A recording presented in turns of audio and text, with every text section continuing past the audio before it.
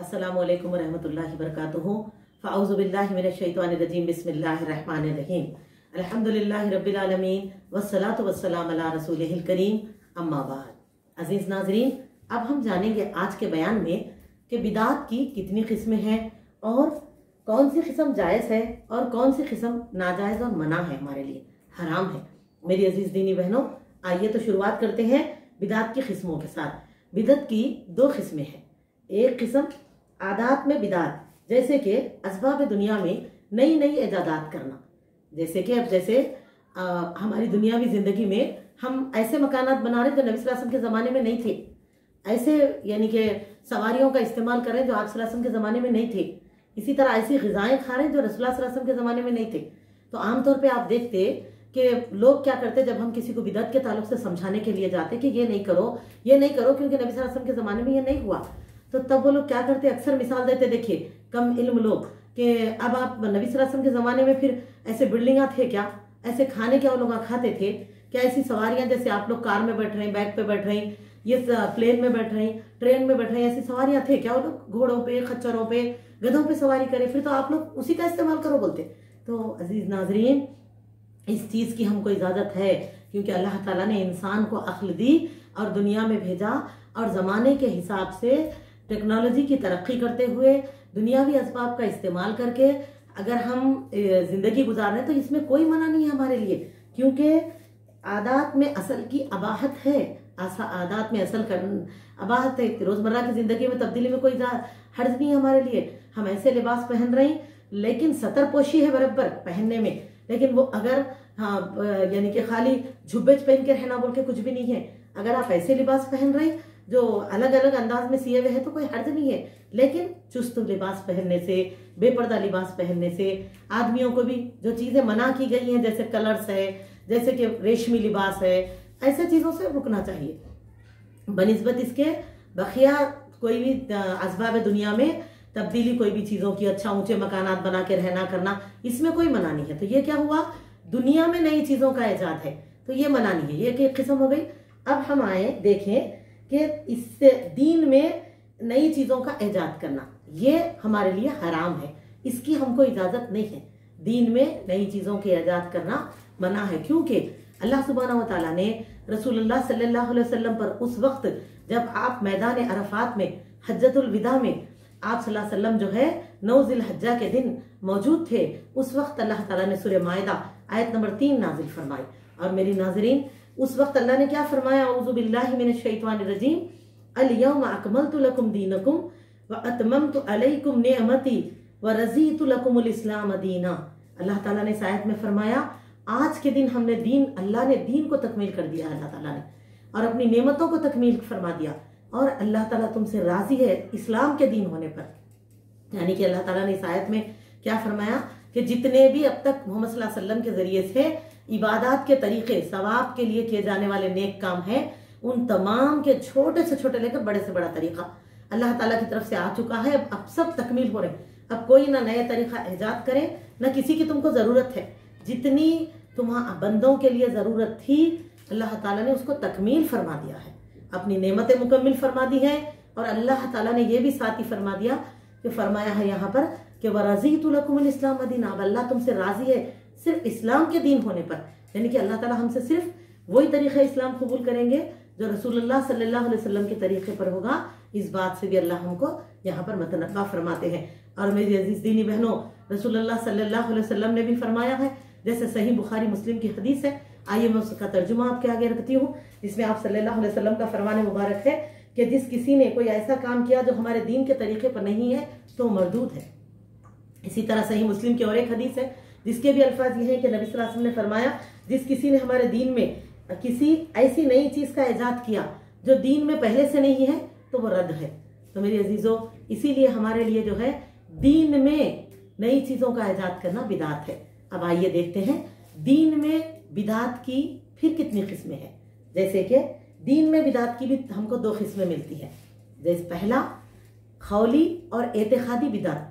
जैसे कि हम देखते हैं दुनिया में जितने भी तमाम के तमाम गुमराह फ़िरक़ों के अख़वाल और एतिक़ादात, जितने भी गुमराह फ़िरक़े हैं जिनके खौल और अक़ीदा जो है वो भी बिदात है। जैसे कि एग्जाम्पल के तौर पे कुछ फिरके, जैसे कि देखिए रवाफिज है और मोतज़ला, जहमिया और खवारिज वगैरह वगैरह, ऐसे फिरके जो है ना जितने भी है ये तमाम एतकादी तौर पे बिदात कहलाते हैं। अब इसके बाद आए देखेंगे दूसरी किस्म, जैसे कि अल्लाह ताला की इबादत में अल्लाह को रब मान रहे, अल्लाह को ही नबी सल्लल्लाहु अलैहि वसल्लम को रसूल मानते हैं, सुन्नतों की पैरवी का हम दावा करते हैं, लेकिन साथ ही साथ इबादत इलाही के मामले में अलग अलग तरीके ईजाद करते हैं जो कि आप सल्लल्लाहु अलैहि वसल्लम से साबित नहीं है। जैसे कि गैर शरई तरीके इख्तियार करना। फर्स्ट वन हम लेंगे मिसाल, जैसे गैर मशरू नमाजों का पढ़ना। नमाज पढ़ने का हुक्म अल्लाह ताला ने हमें दिया है और मेरी बहनों नबी सल्लल्लाहु अलैहि वसल्लम के जरिए से फ़र्ज, सुन्नत, वाजिब, मौकीदा सुन्नतें, नवाफिल सबके तस्करे में मिलते हैं, लेकिन कुछ लोग वो है गैर मशरू नमाजें होते, जैसे कि 100 रकात दुकानें पढ़ रहे, इतने लंबे लंबे दुकानों का हमें कहीं जिक्र नहीं मिलता है ना नमाजों में। ऐसी तरह से यानी कि ऐसी नमाजें पढ़ना जो कि नबी सल्लल्लाहु अलैहि वसल्लम, ऐसे नाम से नमाजें पढ़ना जो आप सल्लल्लाहु अलैहि वसल्लम ने नई सुन्नत से हमें नहीं मिलता हदीस में, इसी तरह से। और उसके बाद दूसरा आप देखेंगे गैर मशरू रोजे, यानी कि जैसे कि ऐसे रोजे रखना जैसे 16 सैयदों के रोजे या 15वीं शाबान का, खासकर 15वीं शाबान का ही रोजा रखना।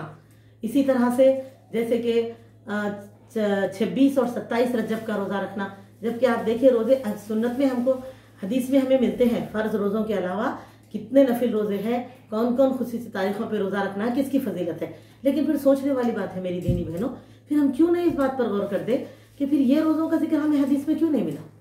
और इसी तरह से हम देखते हैं कि ईद मिलाद, यानी कि ईदें गैर मशरू ईदें, जिसमें जैसे कि ईद मिलाद रबी अव्वल की 12 तारीख को की जाता ना, पहले 12 वफात बोल के करते थे, अब मिलादुन नबी बोल के कर रहे हैं, लेकिन ईद करते और इतने उससे मगनाते धूमधाम से। तो ऐसी कोई ईद का जिक्र है आप सल्लल्लाहु अलैहि वसल्लम ने खुद किया या आपके साहबा ने या उम्महातुल मोमिनीन ने।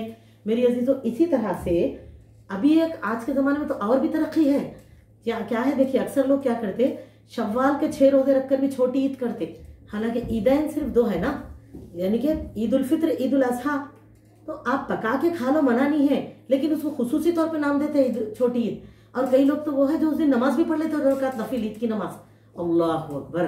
तो इस तरह अपनी तरफ से ये चीजों का इजाद करना, जबकि देखिए शव्वाल के 6 रोजों का जिक्र हदीस में है। आप सल्लल्लाहु अलैहि वसल्लम ने फरमाया है कि जिसने रमजान के पूरे रोजे रखे हैं फिर शव्वाल के 6 रोजे रख ले, पूरा उसको 1 साल के रोजों का सवाब है, बता रहे है ना। लेकिन उसके साथ साथ आप सल्लल्लाहु अलैहि वसल्लम ने रखा भी है, साहबा ने रखा भी है, लेकिन क्या हमको मिलता है कि वो लोगों ने इस तरह से ईद मनाई होगी? फिर नहीं है तो हम कर रहे हैं तो वो गैर शरई है। इसीलिए मेरी अजीजों, इस बातों का हमें एहसास करना चाहिए। सिर्फ अच्छा ही है ना, नहीं है, अच्छा ही सिर्फ हमारे लिए वही है जो मोहम्मद सल्लल्लाहु अलैहि वसल्लम से हमको साबित मिले या साहबा से हमको उसकी दलील मिले या ताबईन से मिले। अगर उनसे हमको नहीं मिल रहा है तो फिर हम उस पर अमल नहीं कर सकते। मेरी अजीज दीनी बहनों, इसी तरह से इबादत की और एक किस्म होती है, इबादत की अदायगी में या सुन्नत से साबित अस्कार को छोड़कर गैर शरई अस्कार पढ़ना। जैसे कि देखिए दरूद सुन्नत से साबित है, लेकिन दरूद ताज, दरूद लखी, खत्म गौसिया, दरूद तंजीना, बीबी सगट की कहानी, 16 सैयदों की कहानी, ऐसे कई सारे चीजें सुनते लोग बैठ के खुसूसी तौर पे, या पढ़ते हैं दरूदें वगैरह, या ऐसे अस्कार पढ़ते। तो क्या ऐसे अस्कार हमको मिल रहे?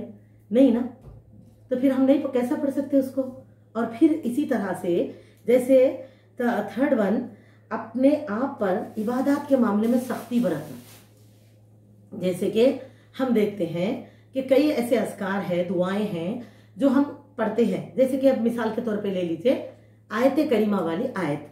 हालांकि इस आयत का तस्करा हमको यूनुस अलैहिस्सलाम की जिंदगी से पूरा कुरान मजीद में हमको मिल रहा है ना। अल्हम्दुलिल्लाह, अल्लाह के रसूल सल्लल्लाहु अलैहि वसल्लम के जरिए से अल्लाह ताला ने हमें वो वाक़या पूरा बता दिया कि कैसे यूनुस अलैहिस्सलाम मछली के पेट से, अंधेरे से उस दुआ को पढ़े कि अल्लाह ताला ने दुआ कबूल फरमाई, यहाँ तक कि आपको अंधेरे से अल्लाह ताला ने निजात अता फरमाई और दोबारा आपको नैनवा की तरफ लौटाया।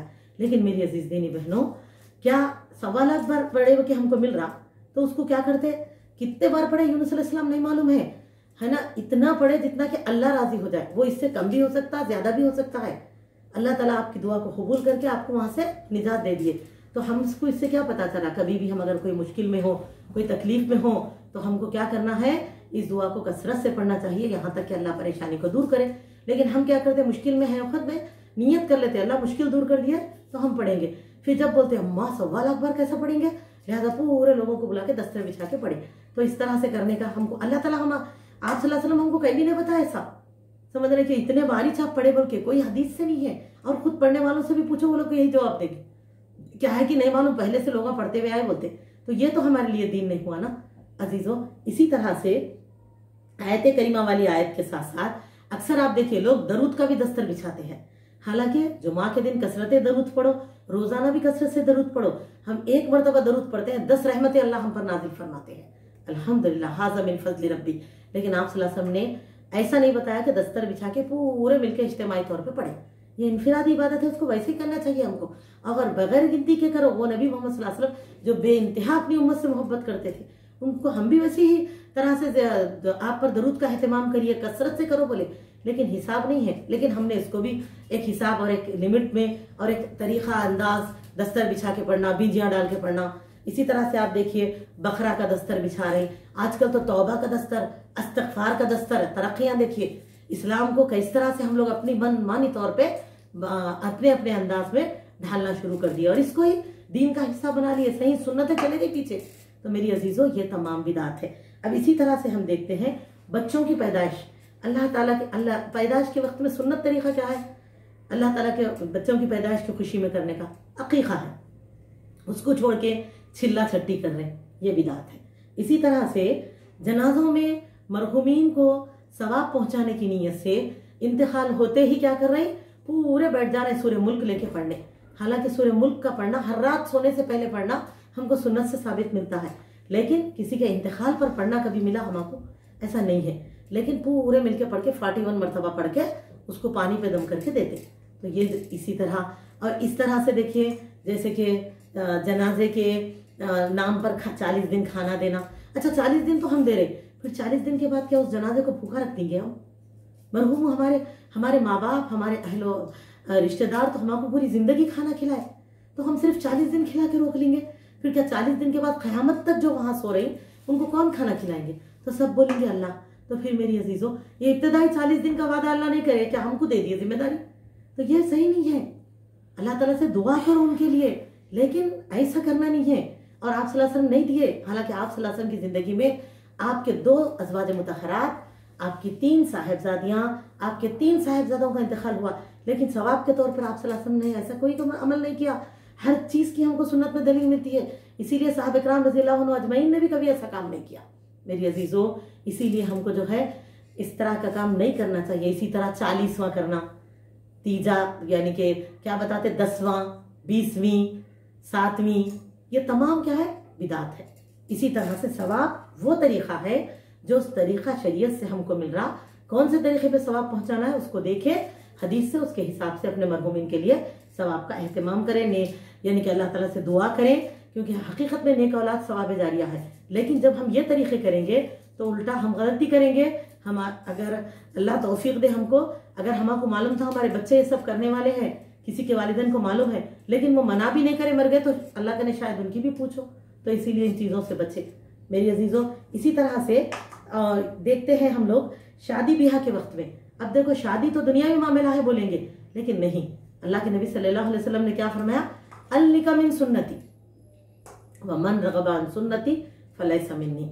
आप बुखारी और मुस्लिम, आप सल्लल्लाहु अलैहि वसल्लम ने फरमाया निकाह मेरी सुन्नत है और जिस किसी ने उससे मुरुगर्दानी की वो मेरी उम्मत में से नहीं है।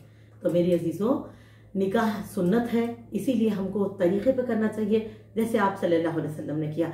तो अब आप बताइए, हदीस में हमको निकाह, वलीमा ये चीज़ें मिलती है, लेकिन ये इतने दिन के मंजे बिठाना, चलिए अगर इतने दिन के नहीं तो अब लोग क्या कर रहे हैं मालूम, 1 दिन के बिठा ले रहे हैं, नहीं मंजे नहीं बिठा रहे, खड़े मंजे बिठा रहे कहते। तो आप 3 दिन के मंजे बिठाओ, 10 दिन के मंजे बिठाओ, 1 दिन का मंजा बिठाओ, मंजा तो मंजा है। इसी तरह से जुमागियाँ करना, साचक करना, मेहंदी करना, ये तमाम चीज़ें कहाँ हैं शरीयत में? ये किसके तरीके हैं? बादशाहों के निकाले हुए तरीके। और हम मोहम्मद सल्लल्लाहु अलैहि वसल्लम की उम्मत है, और अल्लाह सुब्हानहू व तआला ने हमारे लिए नबी सल्लल्लाहु अलैहि वसल्लम को बेहतरीन नमूना बनाया है। और मेरी अजीज़ों, जितना है कि अगर हमारा ईमान सच्चा है तो हमको आप सल्लल्लाहु अलैहि वसल्लम के बाद किसी चीज़ की ज़रूरत चाहिए भी नहीं इंशाअल्लाह, क्योंकि अल्लाह ने जब फरमा दिया व रज़ीतु लकुमुल इस्लाम दीना, तो फिर हमको उसी पर इत्मीनान कर लेना चाहिए जो तरीक़े नबी सल्लल्लाहु अलैहि वसल्लम के ज़रिए से हमें समझाए गए हैं।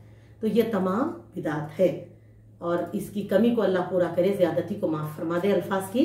अल्लाह ताला हमारे अमाल को कबूल फरमाए। अल्लाह ताला से दुआ है अल्लाहुम्मा फ़क़्क़िनी फ़िद्दीन, अल्लाहुम्मा फ़क़्क़िनी फ़िद्दीन। अस्सलामु अलैकुम व रहमतुल्लाहि व बरकातुहू।